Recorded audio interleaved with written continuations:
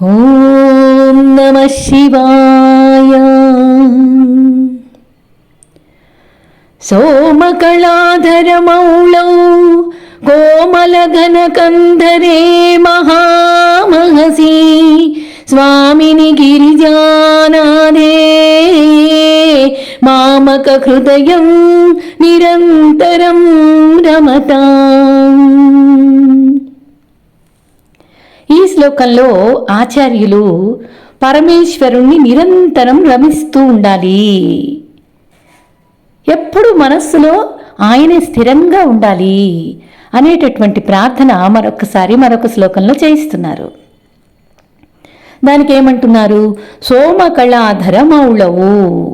సోమ చంద్రుని యొక్క కళను అంటే లేదా 16వ కళ అంటారు కదా, 16వ కళను ధరించినటువంటి శిరస్సు లేదా అటువంటి జటలు కలిగినటువంటి కోమల ఘనకంధరే, కోమలమైనటువంటి మబ్బులాగా నల్లని కంఠ ప్రదేశం కలిగినటువంటి చాలా మహామహసి పెద్దదిగా గొప్పదిగా అయినటువంటి ప్రకాశ స్వరూపమైనటువంటి స్వామిని గిరిజానాథే. ఆ స్వామిని ఈ ప్రపంచానికి నియంతగా శాసించే రూపంలో భాసిస్తున్నటువంటి గిరిజానాథే, హిమాలయానికి పుట్టినటువంటి పార్వతీపతి అయినటువంటి పరమేశ్వరుని యందు మామక హృదయం నిరంతరం రమతాం. నా యొక్క హృదయం నిరంతరము ఆనందంగా ఉండుగాక. అంటే పరమేశ్వరుని మాత్రమే అనుభవించాలి, పరమేశ్వరుని మాత్రమే రమిస్తూ ఉండాలి అనేటటువంటి ప్రార్థన ఈ శ్లోకంలో ఆచార్యులు తన స్వరూపాన్ని, పరమేశ్వర స్వరూపాన్ని నిర్వచించారు. నిరంతరము నా మనస్సు ఆ స్వరూపంలోనే అనుభవించాలి అని కూడా చూపించారు. అయితే ఇక్కడ ఈ శ్లోకంలో మనం రెండుగా అర్థం చేసుకోవాలి. పరమేశ్వరుణ్ణి సాకార రూపంలో అంటే చంద్రుని యొక్క రూపం శిరస్సు మీద ఉంటుంది కదా, సహజంగా చంద్ర రూపం ఎక్కడ నెలవంక ఎక్కడ పెట్టుకుంటాడు? పరమశివుడు తన శిరస్సుని ధరిస్తాడు. కాబట్టి పరమేశ్వర విరాట్ స్వరూపాన్ని ప్రకాశింపచేస్తూ ఉంటుంది ఆ నెలవంక.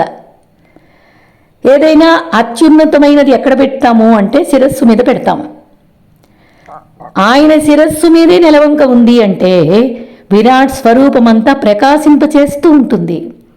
అంటే ఒక్క మాటలో చెప్పాలంటే వ్యాపకత్వంతో ఉండేటటువంటి వాడు పరమేశ్వరుడు, అంతటా తానై ఉండేటటువంటి వాడు.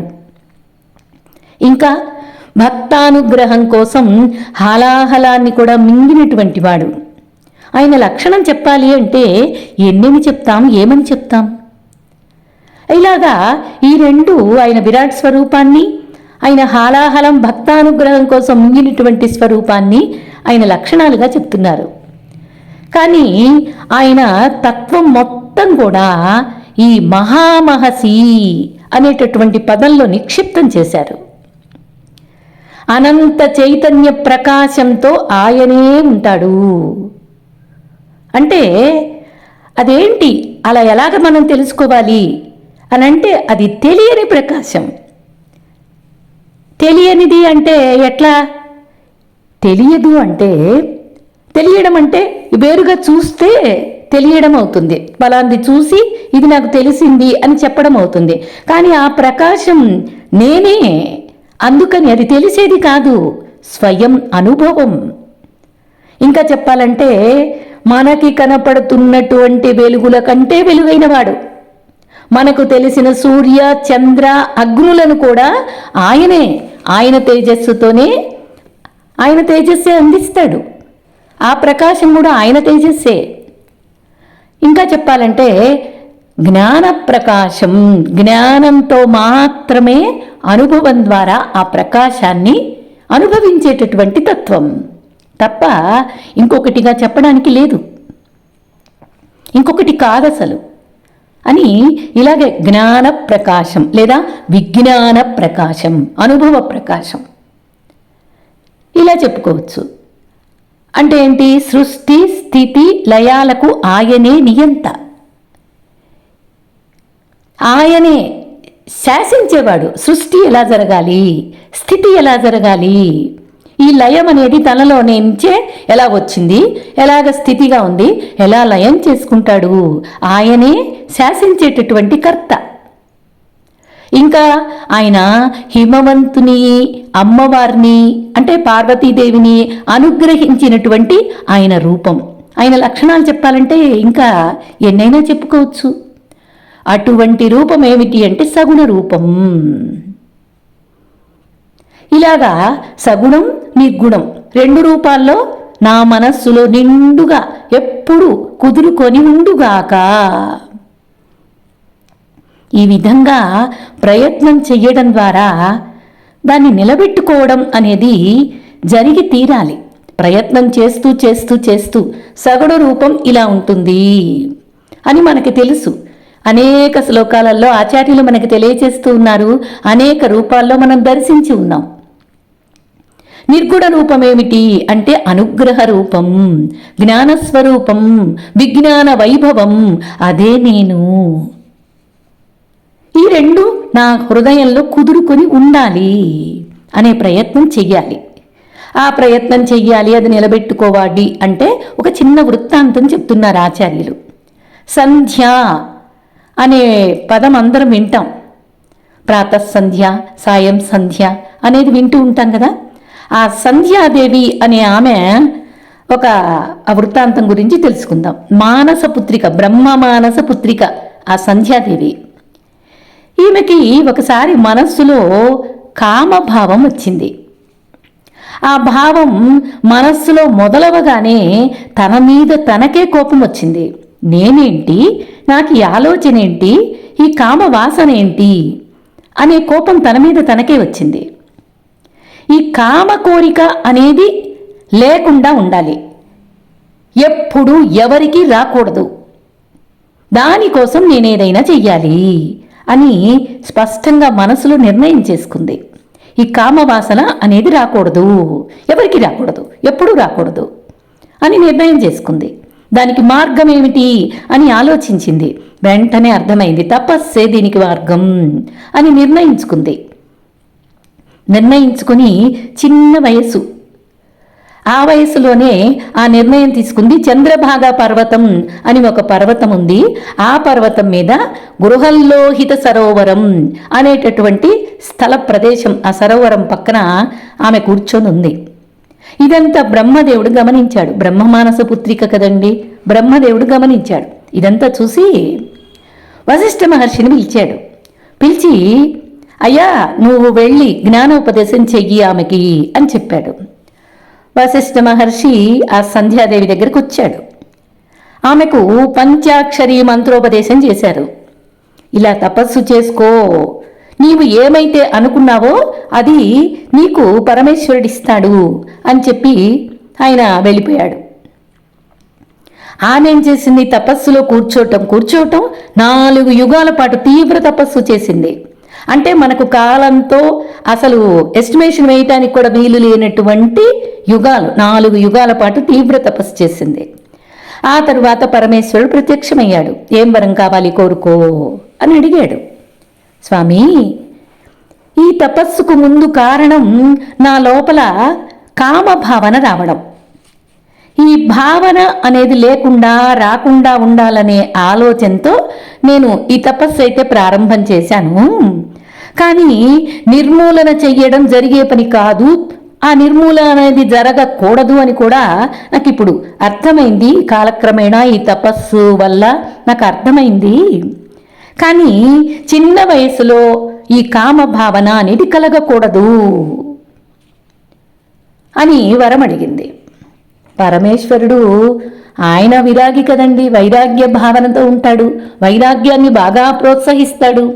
అలాంటి పరమేశ్వరుడు అలాగే నీవడిగిన వరాన్ని ఇస్తానమ్మా, కానీ ప్రతి వ్యక్తికి కూడా 4 దశలు ఉంటాయి.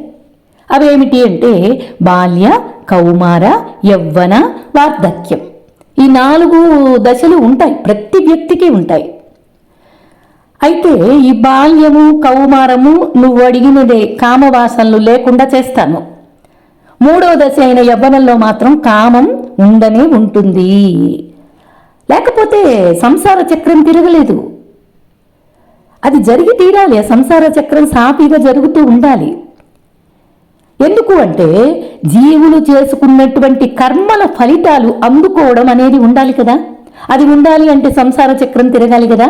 అందుకని తప్పదు అని చెప్పి, అయితే నువ్వు చాలా గొప్ప తపస్సు చేశావు, నువ్వు చేసిన తపస్సుకు ఈ వరం ఒక్కటి సరిపోదు, నీ ద్వారా లోకానికి చాలా చాలా ప్రయోజనాలు ఉన్నాయి, దానికి తగ్గట్టుగా నీవేం చెయ్యాలో చెప్తాను, అలా చెయ్యి, అప్పుడేం జరుగుతుందో నువ్వే చూడు అని చెప్పాడు. నువ్వు తపస్సు చేస్తున్నటువంటి కాలంలో ఈ చంద్రభాగ నది ఏర్పడింది. ఈ తీరంలోనే మేధాతిథి అనే మహానుభావుడు యజ్ఞం చేస్తున్నాడు. అక్కడికి నువ్వు వెళ్ళు. ఎవరికంట పడకుండా ఆ యజ్ఞంలో నిన్ను నువ్వు ఆహుతి చేసుకో. అప్పుడు ఈ శరీరం పోతుంది. ఏ దోషము నీకు రాదు. ఎందుకంటే ఆ మహాయజ్ఞంలో నువ్వు ఆహుతి చేసుకున్నావు కాబట్టి శరీర దోషం పోయింది, నీకే దోషము రాదు, ఇంకా గొప్ప జన్మ కూడా లభిస్తుంది అని చెప్పాడు. అప్పుడు ఈమె అక్కడికి వెళ్ళింది. మేధాతిథి మహర్షి యజ్ఞం ఫలితంగా నీకు కొత్త శరీరం వస్తుంది అని కూడా చెప్పాడు. అలాగే చేసింది. ఆ అగ్ని హోమం ఏమైంది? అగ్ని హోమంలో పడగానే ఆదరంగా ఆ అగ్ని ఆమెను కలుపుకున్నాడు. కలుపుకొని సూర్యుడి దగ్గరికి చేర్చాడు. సూర్యుడు రెండుగా విభజించాడు ఆ సంధ్యాదేవిని. ఒక రూపం మేధాతిథి గారికి కుమార్తెగా ఉండు, ఎందుకంటే ఆయన మహాయజ్ఞం చేశాడు, ఆ యజ్ఞ ఫలితంగా నువ్వు కుమార్తెగా వెళ్ళు అని ఆ సంధ్యాదేవి రూపాన్ని, ఆహుతైపోయినటువంటి రూపాన్ని రెండుగా చేసి ఒక రూపాన్ని మేధాతిథిగా మహర్షి గారికి కుమార్తెగా ఇచ్చేశాడు. ఇంకొక రూపాన్ని మరలా రెండుగా చేశాడు. అదేమిటి అంటే ప్రాతః సంధ్య సాయం సంధ్య అని విభజించాడు. విభజించి ఈ సంధ్యలు రెండు కాలాలు, సంధ్యాకాలం అంటే ప్రాతఃసంధ్య సాయం సంధ్య, ఈ రెండు కాలాలు కూడా మానవులకు సద్గతిని కలిగిస్తూ ఉంటాయి. వాళ్ళు చేసే ఈ కర్మలలో నీవున్న కాలంలో వాళ్ళకి సద్గతి లభిస్తుంది. ఈ సంధ్యాకాలం అంత విశిష్టమైంది అని ఒకసారి మనకు తెలియజేస్తూ ఆమె చరిత్రని చెప్తున్నారు. అప్పుడు నీకు సద్గతి కలుగుతూ ఉంటుంది, ఇంకా నువ్వు ముందుకు వెళతావు అని చెప్పి పంపించారు. అలాగే స్వీకరించారు. మహర్షి అరుంధతి అని పేరు పెట్టారు. కుమార్తెగా స్వీకరించి ఆమెను అరుంధతి అని పేరు పెట్టారు. పెట్టి వశిష్ఠ మహర్షికి ఇచ్చి వివాహం చేశారు. అరుంధతి అనే పేరు తలుచుకున్నా సరే మహాపతివ్రతల్లో ఆమె విశిష్టమైనటువంటి అమ్మవారి రూపమే, ఇంకేం లేదు. అటువంటి ఆమె పాత్ర చాలా విశిష్టమైనటువంటి పాత్ర.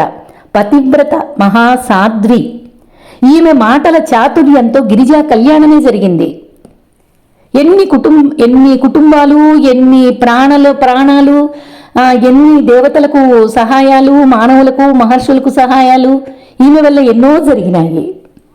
ఇలా అనేక ఎదుగుదలలతో జన్మ సార్థకం పొందుతారు అనేది సత్యం సత్యం సత్యం అని ఆచార్యులు పదే పదే హెచ్చరిస్తున్నారు. పరమాత్మకు లక్షణాలు చెప్పాలి అంటే ఏం చెప్పాలి? ఎవరు చెప్పాలి అంటే ఇక్కడ రెండు లక్షణాలుగా చెప్తున్నారు. ఒకటి స్వరూప లక్షణం, రెండు తటస్థ లక్షణం అని. ఇది స్వరూప లక్షణం అంటే మనందరికీ ఇప్పటిదాకా చెప్పిందే. అమ్మవారితో కలిసినటువంటి సాంబ రూపం, తర్వాత ఈ విషాన్ని అమృతంగా మింగినటువంటి పరమేశ్వర రూపం, నెలవంకతో మనకి కనిపిస్తూ ఉన్నటువంటి మహేశ్వర రూపం, ఇలాగా అనేక ఆభరణాలు లేకుండా వైరాగ్య భావనతోటి భక్తుల్ని అనుగ్రహించడానికి కనిపిస్తున్నటువంటి స్వరూపం. ఆయన స్వరూప లక్షణం ఇది. అయితే రెండవది తటస్థ లక్షణం అన్నారు. అయితే జగజ్జన్మ స్థితి లయ కారణత్వం, ఈ తటస్థ లక్షణం అనేది జగత్తు జన్మ స్థితి లయ వీటికి కారణం ఆయన, అదే తటస్థ లక్షణం అని చెప్పారు. ఈ జగజ్జన్మ స్థితి లయ కారణత్వ స్థితి ఎక్కడి నుంచి వచ్చింది అంటే మాయ ద్వారా వచ్చింది. ఇదంతా మాయా స్వరూప లక్షణం. అవిద్యామయమైనటువంటి ఈ జగత్తులో జ్ఞానానంద స్వరూపుడైన పరమేశ్వరునికి ఏ సంబంధము లేదు. ఈ జగత్తుతోటి ఆ జ్ఞాన స్వరూపుడికి ఏ సంబంధము లేదు. ఇది ఇంతకుముందు శ్లోకాలలో ఆచార్యులు మనకు బాగా చెప్పారు. సృష్టికి పరమేశ్వరుడికి ఏ సంబంధం లేదు. ఏ ప్రయోజనము ఆయనకు లేకుండానే సృష్టి జరిగింది. అది ఒక లీల, ఒక ఆట అనేది చెప్పారు. కాబట్టి ఆయన కర్త కాదు అనేది ఇక్కడ తేల్చి చెప్తున్నారు అని ఇక్కడ మనం అర్థం స్పష్టంగా చేసుకోవాలి. మరి ఆయన అసలు స్వరూపం ఏమిటి అంటే మహామహసి, అదే స్వరూప లక్షణం. బాగా అర్థమైంది కదా. మహామహసి స్వరూప లక్షణం. రూపలక్షణమేమో అలా అర్థం చేసుకోవచ్చు, తటస్థ లక్షణం ఇలా అర్థం చేసుకోవచ్చు. మహామహసి అంటే స్వరూప ఆనంద అనుభవం. ఈ రెండు లక్షణాలు తెలుసుకుంటూ ఆ జ్ఞాన స్వరూప అనుభవాన్ని అనుభవించుగాక అని ఆచార్యులు మనకి ఒక ఆశీర్వాదాన్నే అందిస్తూ ఉన్నారు. ఇలాగ పరమేశ్వరుణ్ణి జ్ఞానానుభవంతో అనుభవించాలి. విజ్ఞాన స్వరూపం, జ్ఞానస్వరూపం. అదే మనం ఏ భావన లేకుండా పరమేశ్వరుని మాత్రమే మనస్సులో నిరంతరం రమించేటటువంటి ఆనంద స్వరూపం అనుభవం కావాలి. అదే ఆచార్యులు మనల్ని ఆశీర్వదిస్తున్నారు. సోమకళాధరమౌళౌ కోమలగనకంధరే మహామహసి స్వామిని గిరిజానాదే మామక హృదయం నిరంతరం రమతాం. ఓం నమః శివాయ.